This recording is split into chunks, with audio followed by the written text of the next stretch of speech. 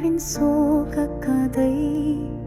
சுவடுகள் மட்டும் இங்கு மீந்தன, சிறகுகள் எரிந்த பறவை போல என் ஆவி தேடுகிறது நிதியை.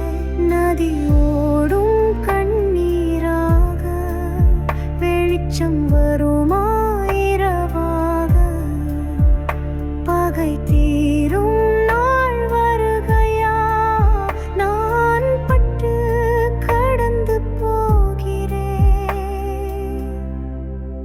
என் கண்கள் நெருப்பு பார்க்கும், நிழல்களும் எரிக்கின்றன.